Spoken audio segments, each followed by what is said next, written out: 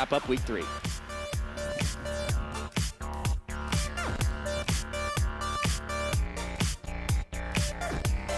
Hello, everyone, and welcome to the post-game lobby, where we're going to take a look back at Week 3, highlight some of the big players, and look at what's to come. I'm here with Vedius and, of course, Rocket's support with Deed. Welcome, gentlemen, to the post-game lobby. And the first thing that I want to talk about, we had some insane upsets this week. And if we take a chance to look at the standings, I think it's safe to say a lot of things aren't quite where we expected them to be. And Wadid, I would say that you are definitely on the beneficiary end of that. Are you surprised that you guys were able to take down Fnatic this week? It was a bit surprise, yeah, of course, for us. But we tried to end up game 3 really cleanly, so yeah, we did it. So we're just proud of ourselves right now. We have a winning streak, so it's fine. And in Group B, we've got 3 teams fighting for first place. I believe it was Unicorns beat H2K, H2K beat Splice, and Splice beat the Unicorns. So they're all beating each other, a lot of exciting stuff. And when cross-group play happens next week, that's going to spice up the stand. Oh, definitely like a huge deciding factor there. And I want to kind of take a chance to look at one of those upsets too, specifically G2 versus Misfits was a series that I just found totally crazy. I feel like the big factor there for me was that Misfits looked so in control for a lot of these games, and that was surprising to see this much growth. Wadid, I'm curious, what was your impression of the series between G2 and Misfits? I think Maxwell was like the not the good early game jungler, but he improved a lot, and he just played some stuff on early game, and also his macro god, of course. So he did really well on this series, and of course this week's. And yeah, I think Misfits did really well with some early game macro. And I was just super impressed with how Misfits played as a team, right? Because the expectation was that bringing Maxlore in would improve the communication within the team. It was all like, maybe he's mechanically weaker than Kakao, but he's supposed to add other value. And this week, I thought was the first time that we really started to see the value that he brought. And getting the opportunity to chat with him beforehand, his mentality has completely changed. He's all about coming in, feeling confident, feeling positive. And at the start of the day, he said to me, I went to that series going, this is going to be a free win. That's just what I said to myself. I said it to my team, and I was convinced that it was true. And my play resembled the feelings that I had. And it was very impressive to see how he translated his mentality into his play style. I love when you talk about Maxlore because you just get so excited. The former UK, I get it. You're excited. Now, Wadid, Maxlore used to be on your team. Can you talk to me a little bit? Rocket's still seeing some good success here in the early split, but what's the biggest change that you've noticed without Maxlore on the team? Maxlore was the problem of the Maxwell was like early game macro. He just don't want to pull the trigger early game because he just want to save, and some want to just late game macro. But actually, he changed a lot of the early game, so he have confidence to do something, and then yeah, his late game is macro god. So yeah, he changed a lot early game. It still works out pretty well for you guys. How is it adjusting now to having Pride Stalker on the roster instead of Maxwell? I think Pride Stalker is more good at the mechanically, and also he's the same as me, like young guy, and he can improve a lot, you know. And it's like now it's like step for a good jungler. So right now it's too bit early to judge Pride Stalker. So I just can say just keep on eyes on Pride Stalker. Definitely fair. All right, well, let's take another look at one of our other upsets. Splice versus Unicorns of Love. Another big one. I got the pleasure of casting one. I was pretty stunned, honestly, to see how clean Splice were playing. For me, one of the big things felt like Senkuk's coming in on a lot of really solid, what looked to be comfort picks for him. Vedius, what was your impression?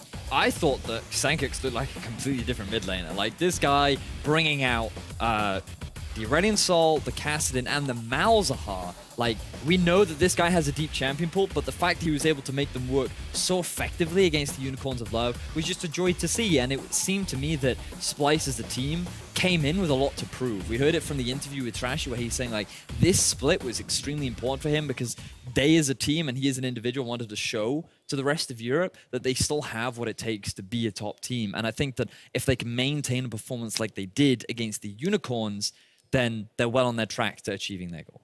It's interesting too. What do you think was like the biggest failing of Unicorns of Love in that series? Wadid, what was your impression? Did Unicorns of Love, was this just Splice being very, very good, or did Unicorns of Love maybe make some mistakes here and there? I think they just know how to play new champions like Malza. Like it changed a lot, and then like Rakan. I saw Mickey X's Rakan. He was really good at Rakan also, and then like they just have a confidence and. Yeah, they just can pull the trigger.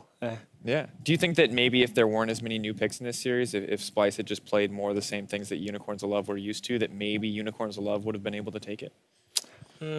Maybe it's really hard to pick new champion on stage, you know, because you just wanna save for on stage because you guys just wanna show their really just good things. But yeah, like picking some new champions or pocket pick is like gamble, but also same time it's really good at some situations. So yeah, I think Splice pull the trigger, take the trigger, and then they did really well.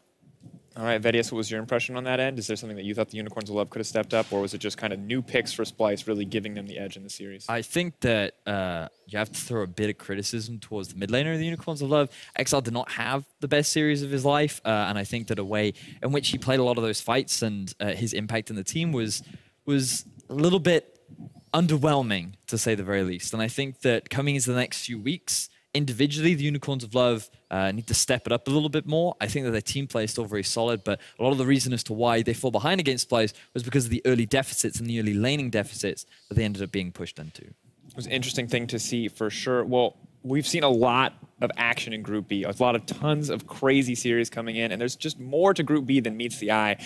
And while Shox is not here, she did leave us a message with her thoughts. Let's take a look. I want to take a moment to appreciate the teams in Group B and the attention they are bringing to some of the most important issues of our time. First up, Vitality. The Bees are not doing so hot in the LCS split, but at least are drawing attention to the threat colony collapse disorder poses to the global food supply. Now, the Mysterious Monkeys also not doing too hot, and with that, reminding us of the horrible consequences of the destruction of the rainforest, one of which being the extinction of many species, especially our primate pals. Now, Splice and Sencox are also doing their part, bringing out the Aurelian soul and to keep us aware of the ever-expanding universe and its effects on future generations. And how can we forget the Unicorns of Love? By defying the odds and remaining victorious time and time again, they're giving us more and more reason to believe that magic is in fact real. And last, but certainly not least, the admirable efforts of H2K, reminding us time and time again not to throw at Baron. Okay, I did not know that that was going to happen. When they told me that we had something with Shox, I assumed it was like a Group B breakdown, and admittedly it was a breakdown. That's not quite what I was expecting. All right, well, luckily, H2K fans, your team did not throw at Baron, so they're learning, and as far as the rest of the world ecologic we should world all issues think we should about, be aware. really. EULCS is everywhere. Yes. Well, first round robin of EULCS is now over, and I want to highlight some of the players that have kind of made an impression this week. And the three of us have each picked out our studs and our duds, the players that we think have been doing incredibly well, and the players that we may think have been underperforming. Now, Vedius, I want to start with you. Let's get that stud first. Who do you think was a standout this week? We talked about him earlier. I'm going to talk about him again. It is Sencox, the mid laner for Splice. This guy, I feel, has been performing out of his mind recently. The team seemed to have made a shift with his playstyle. In the past, he was always trying to carry his team. He was always trying to pick these champions that could allow him to be like Perks, like Power of Evil, just these big carries. But now he's realized that he's much better in terms of the utility and just providing support for the rest of his team. And bringing up unique champions like Aurelian Soul, Talia, and even the Malzahar, where he's not really that frontline kill the assassin kind of carry. He's more of the defensive, I can peel, I can make defensive game-changing plays. It just seems to have unlocked this guy, and he's doing so much more work for Splice. And I'm curious, Wadid, what your impressions were of Sencox this week. Do you think he can still be successful when he doesn't have things like the Malzahar or the Aurelian Soul in his hands? If you are good at pocket pick, of course you are good at just basic things, so he's still good, I think. Definitely fair to say. Now, interesting, Vedius, this was the positive. Of course, this is the player you thought underperformed, so let's take a look at your dud. Who was the underperformer?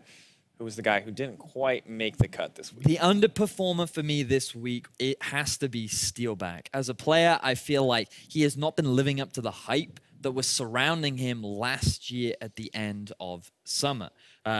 People expected a lot more from him. Like, he was a team fight god. He was always coming out with positive KDAs at the end of every fight. He as an individual seemed to offer so much to his team, yet right now, I feel like he's struggling in lane. He's not offering a huge amount in team fights. His presence seems non-existent, and especially in the last few weeks, even against the Mysterious Monkeys, it didn't feel like he was doing anything exceptional, and he's just, to me, not living up to the expectations that we had. And it was definitely rough for him up against Ace2K today. But Wadid, I want your input now. Who was your stud this week? Who was the big overperformer for you? Who was, you thought, someone that just stepped up?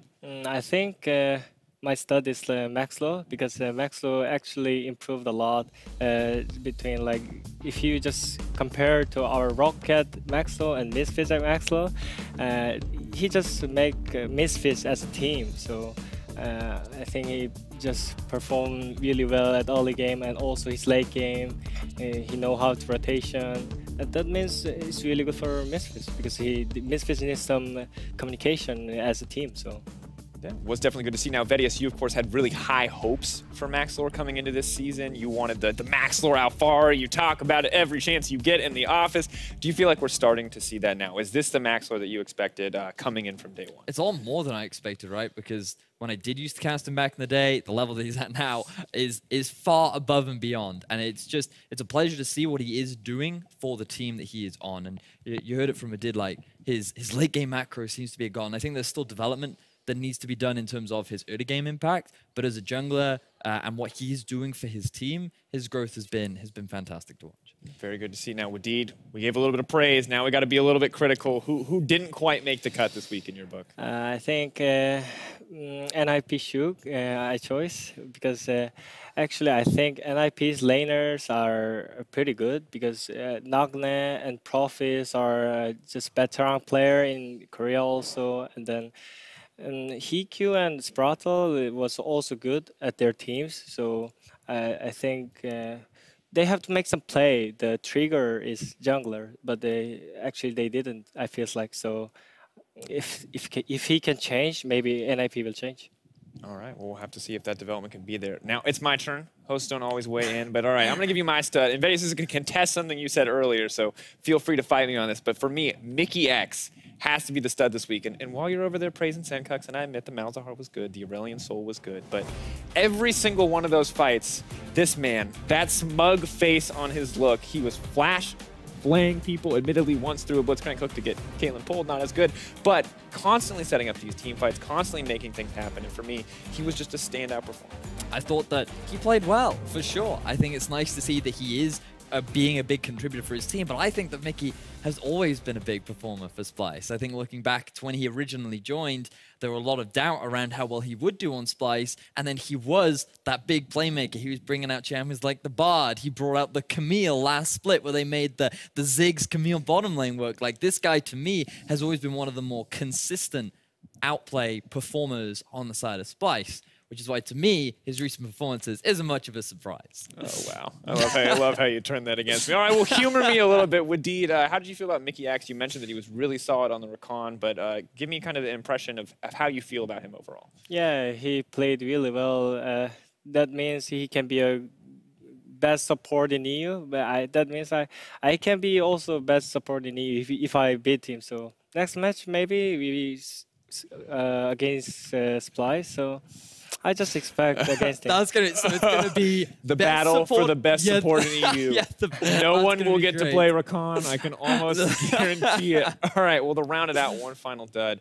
And I feel bad, a little bit bad saying this, honestly, but this week for me, it was Exile. Just unfortunately, way too aggressive in the laning phase, getting punished so consistently, and it just did not come together for him and the Unicorns of Love this week. And for the first time in what I feel like since his first few weeks on the stage, I felt like he was more of a burden to the team than he was a boon. But that's one of those things that I think we have to hope improves in the future, because he has been just such a huge key to success for Unicorns of Love in the past. I also think that it could have just been a bad week for Exile, right? Like, you have to remember that Unicorns still sit at a 3-1 record. The entire team is still playing very well. And while he may have had this week a bad individual performance, we know that there is more to Exile. And so coming into the next few weeks, especially cross-group play, I'd like to think that he will change his playstyle up and look to respect the mid laners that you have over in Group A.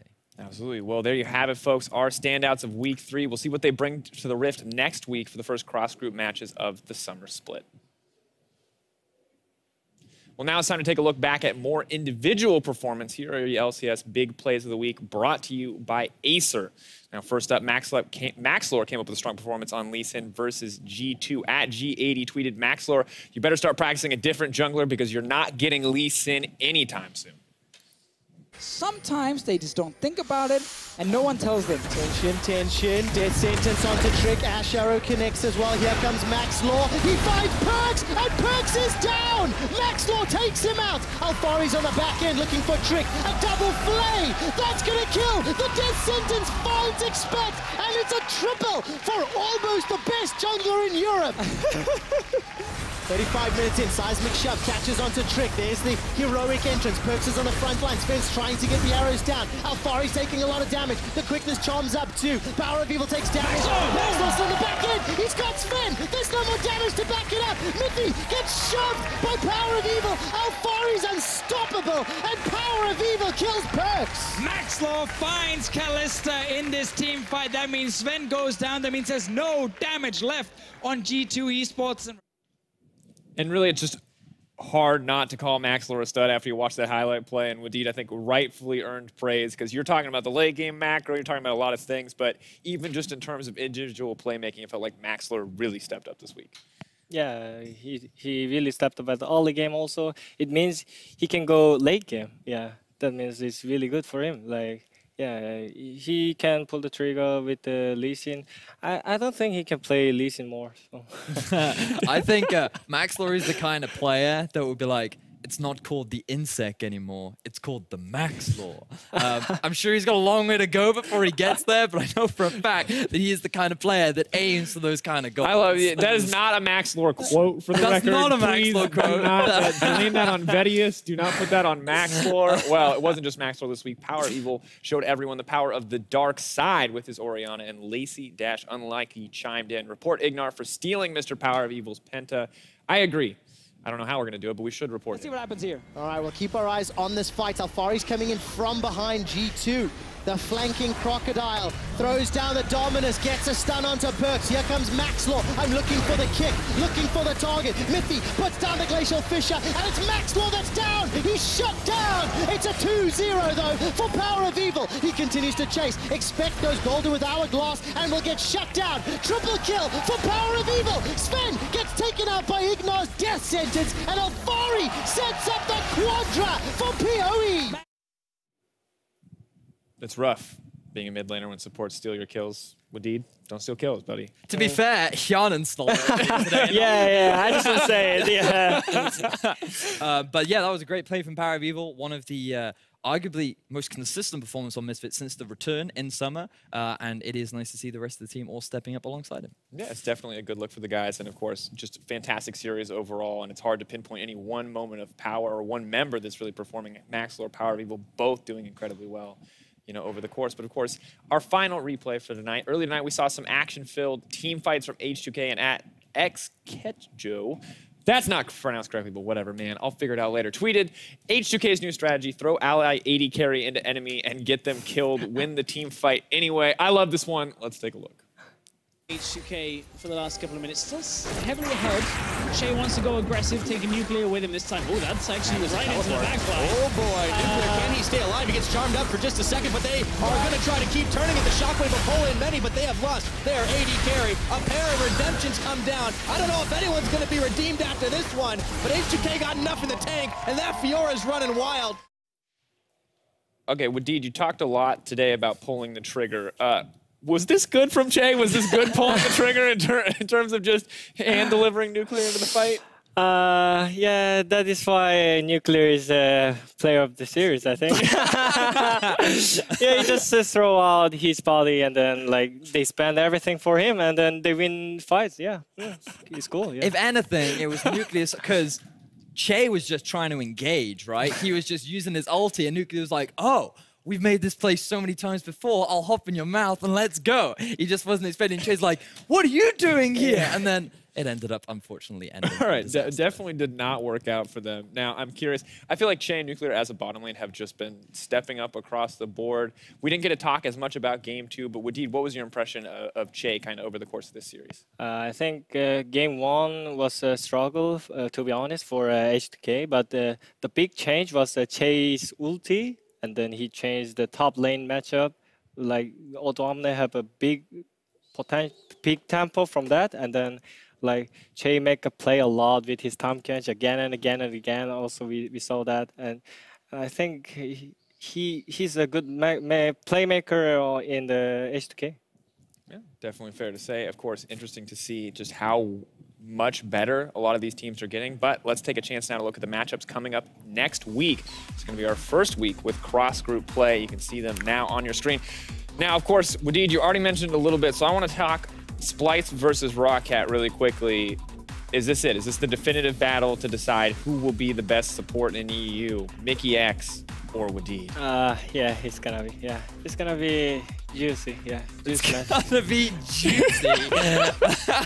That is the best way to describe a series ever. That is the analytical insight I was looking for, Wadid. All right, Vedius, who do you think is favored in this match? I'm going to put you on the spot. I know we're right here. Favored? Who is favored? Both teams upsetting, both teams changing the status quo, both teams with apparently good supports as well. Who do I think is favored? I think, based on current performances, the top half of the map is heavily in favor of Splice right now.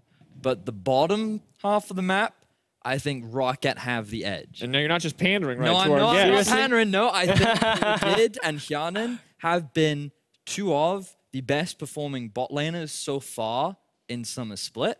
But I think that we have seen them try that before when their Rakan and Xayah was not as strong as like a Zac, right? So I think that the draft is going to be very important. But I think that right now, Pride Stalker's early game impact will be heavily outpaced by the level of impact that Trashy can have, especially with how well his two solo laners are playing. Now, Wadid, you and I did an interview middle of Spring Split last season. And when you came in, you were pretty confident. You told me that you and Hjarnan could win any bot lane in Europe. You were very confident. I know you remember because you're laughing now. Do you think that that's still the case? How do you feel about you guys as a bot lane compared to the rest of Europe? Like, even you can't win, you have the mindset like that because like you have confidence. That means you can pressure bot lane. Yeah, I think mindset like that it's really hard because you can be greedy also at the same time. So I don't want to be greedy, but I want to just get the confidence.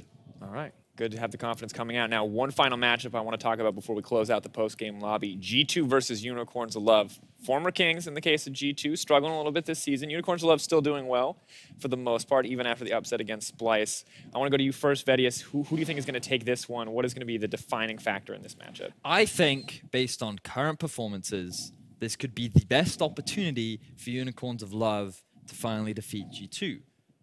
We saw it from Misfits, and we're seeing it right now from the teams in Group A. G2 have not fully adapted to the current meta. This has been a recurring issue where G2 are just slow to pick up new champions, and while they have taken a little while to get back into the swing of things, 2 weeks of practice, I expect them coming into next week having a better grasp of what is going on. But if they do not, then this is a prime opportunity for Urwell to take that 2-1 and get themselves firmly ahead in Group B.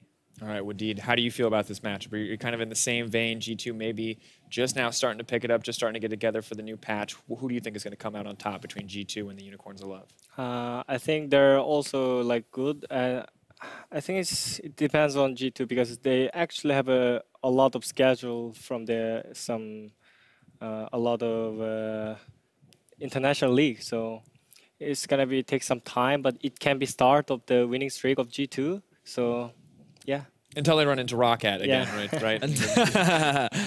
You promised me a lot of win streaks, Wadid. That's all I'm saying. But either way, it'll be interesting to see. I know a lot of G2 fans are hoping that this will be the rise, but similarly, a lot of Unicorns fans want to see Unicorns of Love continue to win in this series, continue to hold down that spot at the top of Group B. Well, either way, that'll do it from us here in Week 3 of the Summer Split. Thank you so much for watching, and we'll be back next Thursday for more action in the EU LCS. We'll see you all right then. Will it be Pride Stalker or will it be Shook? The Kingslayers Roccat take to the stage to take down Ninjas in Pajamas. Massive knockup onto Rocket. The Baron is helping out with NIP. It's Pride Stalker, Smite Stalker that secures the buff. Spratle is running for his life, and Pride Stalker is just waiting for the autos. Hops across the wall. NIP are aced. It is very difficult for the Rumble to get in range. Therefore, often you'll just see a lot of farming and just a bit of skirmishing back and forth. It backtracks to what we saw in game 1. Even though they lose the mid towers, we go for fight mid. They do indeed. Everything combos.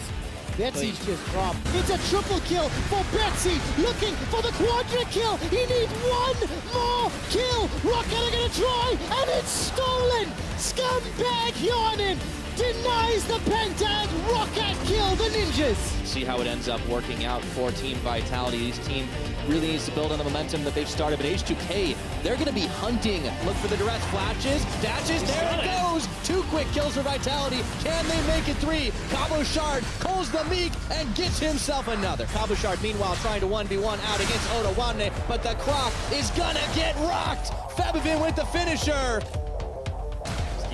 Ooh, he wanted to flash for that one. Not today, says Fabivin. To be in the lane with Wolf's Fabivin. on a leash. Oh boy, and in comes Jankos, try and splats him. Here he goes as he flashes forward and tastes his fear. As Joko nearly gets Jankos, however, it's going to be Fabivin that finishes the job onto Cabo Shard and steal back. All caught out by himself. The triple as he just stopped for a farm looking for more kills. Vander now under fire, and he is